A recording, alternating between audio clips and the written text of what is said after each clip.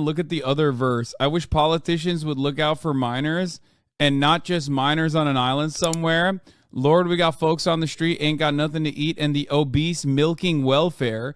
Well, God, if you're 5'3" and you're 300 pounds, taxes ought not to pay for your bags of fudge rounds. Young men are putting themselves 6 feet in the ground because all this damn country does is keep on kicking them down. Hey, man, please don't shit on this guy. He's got some good ideas.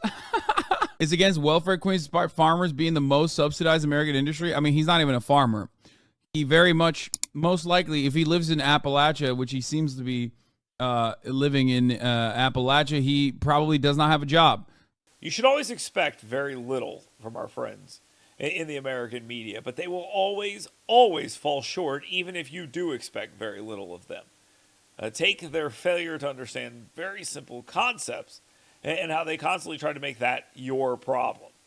Perfect example of that is Oliver Anthony and his hit song, The Men North of Richmond. And they pretend that they think it might be racist. They, of course, put this on critics, but the way they tell this story on Good Morning America is actually kind of deceptive. And you really have to listen to what they're saying and how they're covering it and why they're doing this. It's because they don't like the message. They don't like that he's calling out their buddies. Listen to this. I've been selling my soul, working all day. Out of nowhere to the top of the charts, Rich Men North of Richmond by Oliver Anthony Music is pointing fingers. These rich men north of Richmond, Lord knows they all just want to have total control. Rich Men North of Richmond is a no-frills attack on the powerful and, controversially, on far less powerful targets as well. Now, less powerful targets as well. The implication here, of course, being that he's attacking people who are on welfare, and we'll get to that part of the song here in a second, which is actually a pretty funny line. I laughed the first time I heard it. It's a pretty sick burn, and it's exactly correct. If you are 5'3" and 300 pounds, and welfare shouldn't be paying for your bag of fun rounds. I mean, there's nothing wrong with that statement. Who would possibly disagree with it? And don't give me this crap. Oh, they're only fat because the food they can eat is unhealthy.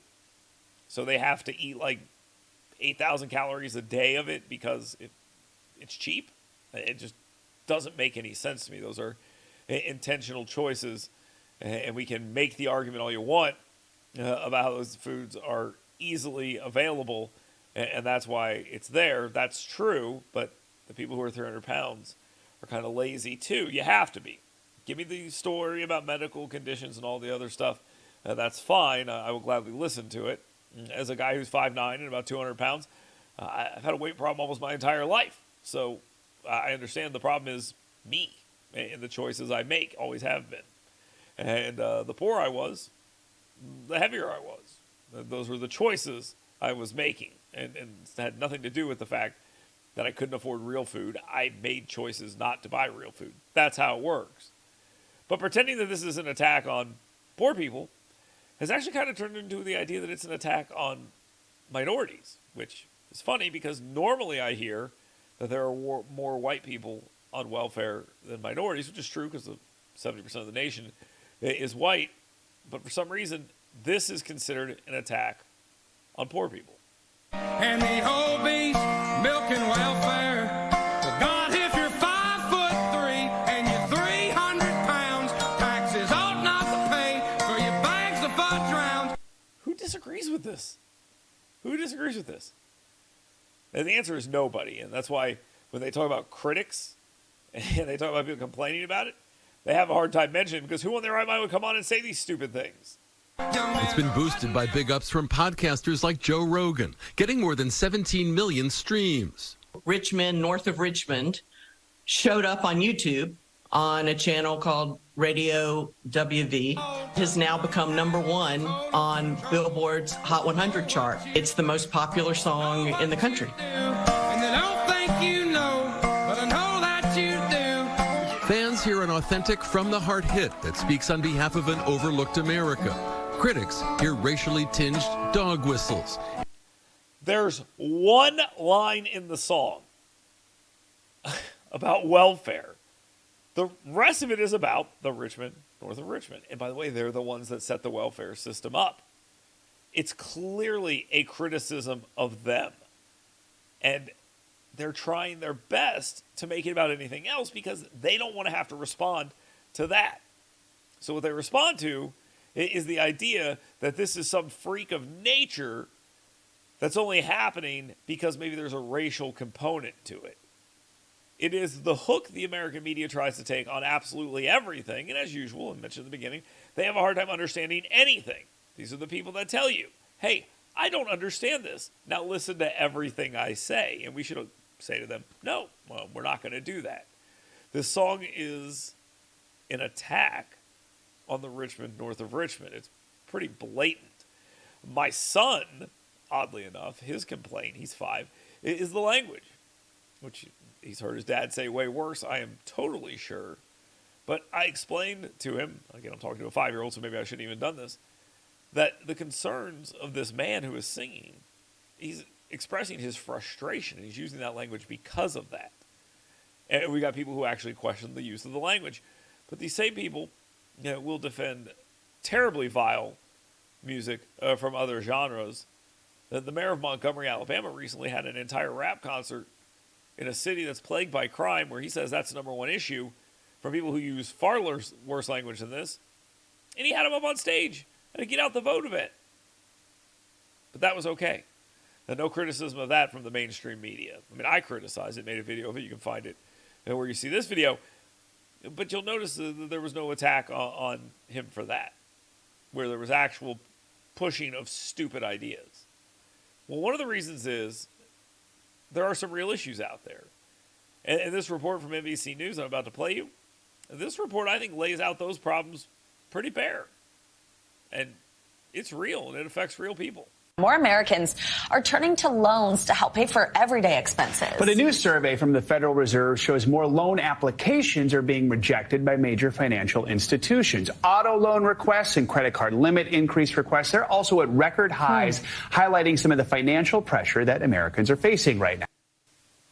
So the highlighting the financial pressures that Americans are facing because they're turning to a bunch of different ways to deal with it.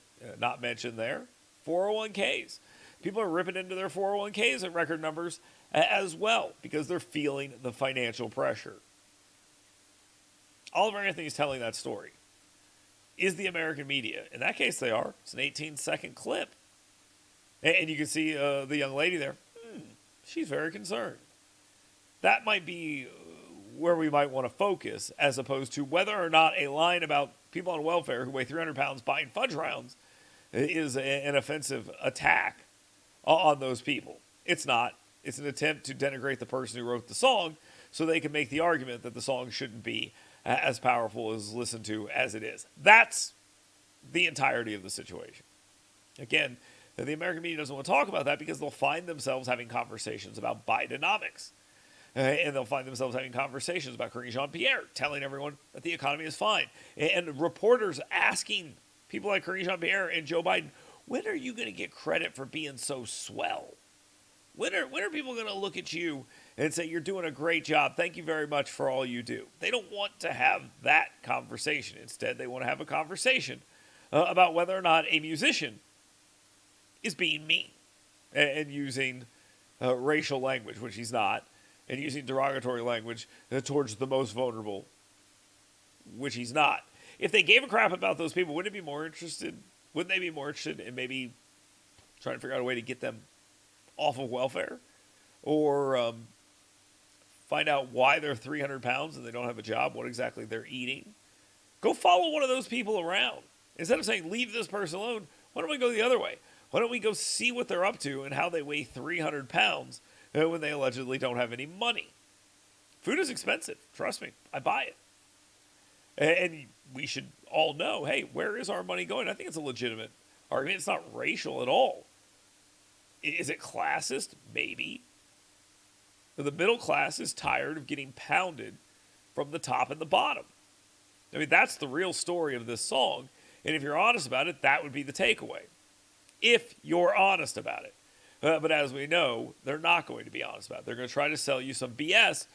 So once again, you're afraid to say anything. The song hits both groups that have pounded the middle class for a long time. The poor, who take, and those at the top who take. And that's what the angle is. He specifically calls out politicians, which probably bothers the folks in D.C. as well. So it's a hit piece towards the guy, as opposed to trying to actually understand what he's explaining and talking about. And for this guy, streaming stats or something say he makes like $40,000 a day now. Good for him. Apparently there was an $8 million offer on the table and he turned it down. I'll tell you this. Take the $8 million and do what you can for yourself, your family. And if you want to help other people, do that as well. I don't think there's anything virtuous about turning that money down. Do what you can, get it, and do right stuff with it. That would be my takeaway from that. But just know the American media is going to go on the attack against this guy because he's criticizing their friends. That's it. It's that simple.